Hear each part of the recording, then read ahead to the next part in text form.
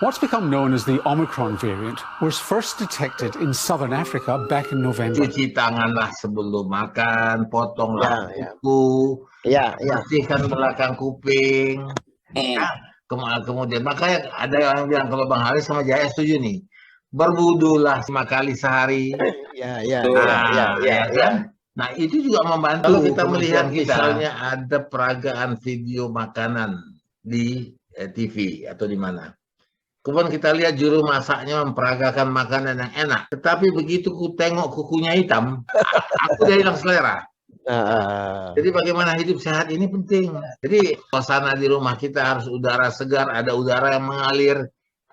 Begitu. Jadi kebijakannya sendiri jadinya harus ya. Iya. Aku tertarik dengan apa yang disampaikan Bersihat tentang MZ nih ya. Jadi suatu yang mencengangkan lah bagi kita. Vaksin untuk orang Indonesia ini bukan baru ini pertama. Oh, udah sering cacar bukan COVID. Tapi kalau kita lihat dulu ya, ada cacar, ada vaksin DPT, ada BCG, ada semua. Itu kan udah pernah kita lakukan kan. Semua masuk ke badan kita tuh, Bang. Masih ada bekasnya. Ya, tapi kan itu mungkin ya barangkali sifatnya tidak pandemi kan begitu ya. Baru sifatnya lokal di Indonesia saja, katakanlah demikian. Ini kan kalau dari sudut ekonomi, itu kan tidak menguntungkan. Iya, itu dia. Jadi harus di-create something new, kan begitu. Yang di kelompok WHO dulu, tidak berpikir secara ekonomis, bicara kesehatan. Sekarang sudah mulai berpikir secara ekonomi, kan begitu. Ini ada yang sesuatu yang... Itu pendapat aku ya. Maaf kalau aku salah. Aku bilang, pikiran aku jorok. Bang, nggak ada yang salah kita, Bang. Kita ini benar semua. Cara berpikir aku jorok kan begitu kan. Ini kenapa WHO begitu diam dia dengan kondisi begini, yang pandemi gini kan. Aku rasa kalau vaksin ini bukan yang baru lah kan begitu kan. Walaupun kita baru, jenisnya yang baru kan. Tapi Bang, aku harus bela juga. WHO itu bukan tidak memberikan solusi. Memang dia tidak tahu berbuat apa. Badan dunia yang mengurus kesehatan di dunia ini pun tidak bisa memberi kepastian kepada kita karena mereka juga seperti dibilang orang tadi ke Bang Hasan bilang semuanya ini sesuatu yang baru yang belum pernah kita alami. Padahal sebenarnya ada tempat belajarnya ya Bang Santoro. Aku mengingatkan Abang pada waktu kita kecil, kita pernah kena flu kok, pilek, beringus saja kita. Kalau nggak angka 11, angka 1, angka 11, angka 1 di sini. Ya kan? Nah itu sebenarnya kita bisa belajar dari situ. Mas Santoso kan sudah remaja saat itu. Iyalah, beginilah aku mau balik ke Medan ini. Di Medan itu sudah ada nggak pusat edukasi? Ya, jadi aku mewakili orang yang bingung ini sekarang. Aku tinggal di Medan, Bang. Aku tinggal di Medan ini, aku sendiri tak jelas ini. Yang namanya COVID ini di Medan nggak jelas, terutama daerah aku. Ya begini. Itu ada dua hal. Memang tidak jelas, banyak yang belum jelas. Tapi yang jelas kan sudah jelas, gitu kan. Berapa naik turunnya itu jelas. Vaksinasi itu 80% itu jelas, ya kan. Jumlah yang mati jelas, ya. Prokes itu jelas, ya. Yang tak jelas nanti masa depannya gimana. Iya, itu dia. Jadi aku rasa ini kan saya pernah tulis ya. Satu, kenapa Ikatan Ahli Jiwa psikolog atau psikiater tidak ada komentar sedikit pun ke masyarakat edukasi, nggak ada. Entahlah kalau ada di mana aku cari-cari nggak ada. Itu cabin fever pun awak tahunya dari internetnya, dari kiriman kawan di luar negeri, cabin fever, dan itu betul awak pun sudah pernah mau kena cabin fever. Kedua, pusat edukasi tadi, kayak Medan pusat punya ciri khas sendiri, bikinlah pusat edukasinya. Misalnya pesta-pesta, apa yang bisa timbul waktu pesta-pesta? Apa yang itu di sini jarang orang pesta sekarang jarang. Tapi orang Batak main terus barang. Iya. Di Medan itu harus ada pusat edukasi. Ya. Nah, jadi seperti bilang tadi, pemerintah pun masih bingung soal ini. Jadi kadang-kadang ada yang ditutupi, takut nanti ke masa depan udahlah kita perkuat diri kita, makan vitamin yang bagus, ya kan.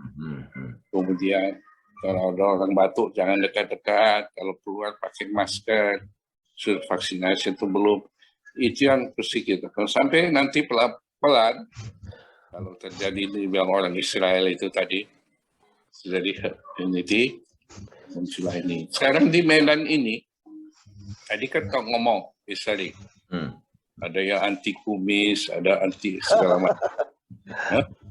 Udah ada khas itu Medan itu. Bikinlah pusat edukasi oleh orang Medan. Apa yang ada bisa dijadikan edukasi. Jadi misalnya kalau ke pesta itu ada di internet nih sekarang. Ada sekian tempat yang rawan katanya kalau ke pesta. Ketemu kawan lama. Iya. Salah satu kawan, ngomong dekat-dekat buka masker, pulang kena. Kedua foto-foto. Buka hitung misalnya kan. Ini semua harus melalui pusat edukasi. Ya. Nggak ada pusat edukasi, siapa yang bikin? Mestinya pemerintah yang bikin. Atau ini kawan kita inilah ambil inisiatif bikinlah pusat edukasi untuk orang Medan ya. Saya coba bantah sedikit barangkali. Saya setuju dengan adanya pusat edukasi. Tapi kembali kepada apa yang dikatakan Bersihar tadi. Ketidakpastian itu yang membuat sebenarnya gampang untuk menyelesaikan masalah ini.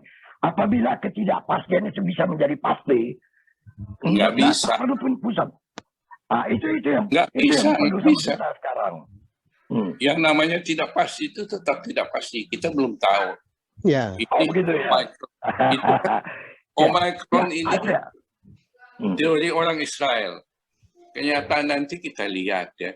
Satu lagi ini mengenai new normal.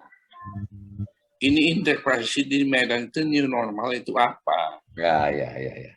Iya kan? Di sini ada selalu muncul di televisi normal larinya memakai gadget, memakai digitalisasi, jualan online, macam-macam. Di Medan itu apa gitu. Jadi pemerintah harus memanggil ahli-ahlinya diskusi dulu. Kita new normal apa nih di Medan ini? Jadi itu betul Bang, yang dikatakan si Jaya tadi. Jaya kan dari awal dia terdiam aja. Kenapa pula? Biasanya rasa ini kan. Dia mengatakan aku mewakili orang yang bingung. Kenapa Bang? Karena dia tinggal di satu kawasan di Medan yang begitu tidak peduli akan adanya COVID. Tingkatnya cukup tinggi Bang. Di daerah Kota Matsum dia tinggal ini. Iya, ngeri lah. Nah, jadi dia pun merasa nggak tahu, dia lebih bisa bicara tentang daerahnya lah. Hampir tidak ada yang percaya bahwa itu ada COVID. Bagaimana ya? Ya, memang betul. Tidak ada, daerah ini tidak ada yang menganggap itu. Aku bawa kawan, Ludi. Aku bawa keliling. Ayo, kita kemari. Dia udah 2 tahun itu nggak keluar rumah. Gara-gara COVID. Jadi waktu dia datang kemari, aku bawa keliling dulu. Buka keliling, iya, kok gini di Medan nih katanya. Nah, kemudian itu dia aja bingung. Aku bilang inilah yang kualami di sini. Nggak ada perbedaan COVID dengan nggak COVID. Pesta kawin aku udah ngadiri 5 kali. Nggak ada perbedaan, sama aja dengan yang dulu. Paling-paling pernah sekali yang makanannya dibagikannya, nggak antrian. Cuman itu. Dan satu lagi yang membuat bingung itu, di media sosial ini itu nggak pernah mendukung. WHO berceritanya begini di sharing. Nggak ada itu COVID, yang ini kita begini. Jadi lama-lama aku berpikir, abantelah situ, kalau mau mati matilah. Dan itu banyak berpikir begitu. Tukang becak nggak ada di sini. Dulu aku dikasih masker, aku bagi masker sama orang-orang jualan itu. Waktu saat aku bagi itu aja yang dipakainya. Habis itu tak usah nggak ada apa-apa katanya. Jadi aku terus terang bingung aja. Dan yang bingungnya aku orang yang menolak pakai masker tuh hidup juga sampai sekarang kan? Masih. Dan di tempat kami semua gitu. Jadi aku teringat masa kecil. Di masa kecil itu, di masa-masa tahun 60-an, 65, 64, 63 itu, aku masih SMP waktu itu. Ya. Jadi aku teringat jargon-jargon dari Bung Karno. Ganyang Malaysia, katanya kan, bebaskan Irian Ya, Pak. Barat. Apa namanya? Bergema, bersipongan ke seluruh tanah air, ke kota-kota besar, ke kota-kota kecil, hingga ke dusun-dusun gitu. Saya waktu itu, waktu lompat-lompat batu dari ke atas sungai, itu sambil melompat, saya meneriakkan Ganyang Malaysia. Ya. Begitu apa namanya, jargon dari Bung Karno itu Begitu mendalam ya. merasuk ke seorang bersiar yang masih SMP gitu loh. Jadi apa-apa yang datang dari pemimpin itu betul-betul menghipnotis, menyihir sehingga melahirkan sebuah sebuah Gerakan. tindakan. Jadi kok kayaknya sekarang itu apa ya, agak kurang gitu loh ya. Ya. Pemimpin-pemimpin yang harismatik, ya, yang bisa mengerahkan massa, bisa apa namanya itu, ya bisa mempengaruhi massa dengan komunikasi politiknya yang sangat luar biasa itu. Ya. Apakah itu yang terjadi sekarang? Ya, Saya tidak tahu. lebih pada itu, kurasa gini, ada berita-berita itu di media, itu pemimpin-pemimpin yang atasan itu kok kayaknya bertambah sekian lipat gara-gara COVID. Nah, apa yang berkembang di masyarakat, alah kita ini kan jadi uloknya aja ini. Kita awak ditakut-takutinya, duitnya tambah juga. Iya, Itu iya, iya. negatif. Ya. Itu negatif 70% itu. harta pejabat negara bertambah. Dan itu sangat negatif. Kita ini ditakut-takuti COVID supaya dia bertambah kaya. Dan itu apapun yang diucapkan, apapun berita disampaikan, itu mengakibatkan orang nggak percaya lagi. Kita Ya ini mungkin kan tidak benar ya, mungkin tidak benar, tapi Ya, kita menjadi paranoid. itulah dia. Orang bilang, alah, tahu cerita kopi lah tambah kaya. Nakut-nakut Jawa tambah kaya. Dia. Itu sangat berbahaya. Bagaimana kita mengedukasi orang menghadapi tantangan komunikasi yang begitu masif lah ya di media sosial. Contoh-contoh negatifnya banyak. Kemudian rilisnya dari WHO juga banyak. Orang yang mati di daerah kami itu nggak gitu banyak. Dan sekarang nggak terdengar lagi. Dulu aku tinggal di Jalan Halat, dekat Jalan Halat. Ya sebentar bunyi sirine itu. Iya, iya, Bunyi iya. sirine. Sekarang nggak lagi. Nah itu mengakibatkan, alah mau Omikron nanti tak ada lagi, entah apa lagi namanya kata orang itu.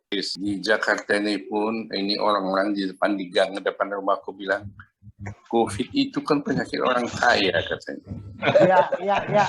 Di Medan juga gitu bang. Cuma dia nggak tahu kalau diperiksa jangan-jangan dia OTG.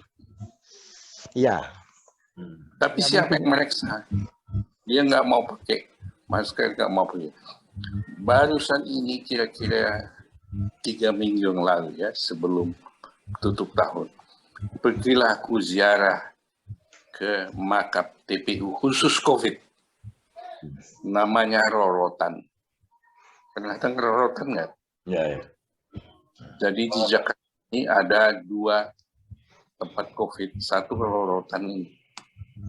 Saya pergi ke situ dengan kawan-kawan mau ziarah karena ada kawan yang kena COVID, meninggal dulu waktu puncaknya. Wah, kuliahlah di situ penuh itu. Nggak pandang agama, segala agama ada. Pakai alat-alat berat yang sekarang sudah mulai kurang dipakai. Waktu itu aku tanya orang itu, berapa satu hari waktu puncaknya kalian makamkan sih? 200. Ya. Ada 200 orang meninggal karena COVID yang dimakamkan di Rorotan, sehingga pakai mesin. Tidak digali lagi pakai tangan, tapi mesin langsung, mesin. Kami pakai Zoom aja waktu itu. Sekarang sudah jauh turun, sehingga satu hari paling 1 atau 2. Jadi kesimpulannya, dulu kan sudah bilang, ini orang-orang macam Kota Matsum itu barangkali kalau ada duit, bawa suruh nengekan di Rorotan biar dia lihat waktu lagi 200 satu hari itu. Ini pun di sini. Kalau nggak ditaruh ke ICU, jadi sukarelawan taruh ke Rorotan. Ngeri kali di Rorotan itu. Ya. Penuh, sudah penuh. Pada itu baru dibuka pemerintah DKI, itu karena COVID. Nah, orang-orang dari golongan ini tertentu dibilang tidak, apalah itu penyakit orang kaya. Mungkin dia nggak tahu kita. Ceritalah seorang perawat saya, Di rumah dia juga gitu, preman-preman itu semua kumpul uang, tak tahu begitu kena satu mati, hilang semua, malam sepi, semua menghilang semua, lah kemana semua waktu itu. Jadi bisa kena, mungkin dugaan saya orang di Kota Matsum ini sebagian sudah OTG, jadi nggak kena dia. Atau kedua, orang ini tidak OTG tapi memang imunitas alamiahnya tinggi. Tinggi ya. Bang, Ya. OTG pun diplesetkan di Kota Maksum, Bang. Apa itu? Orang tua gatal katanya. Portugal. Nah, Portugal ya. Nah, ikut dia, orang tua gatal ikut di Portugal dia. Terus tahun Jadi, tua gatal. kesimpulannya, What's become known as the Omicron variant was first detected in southern Africa back in November.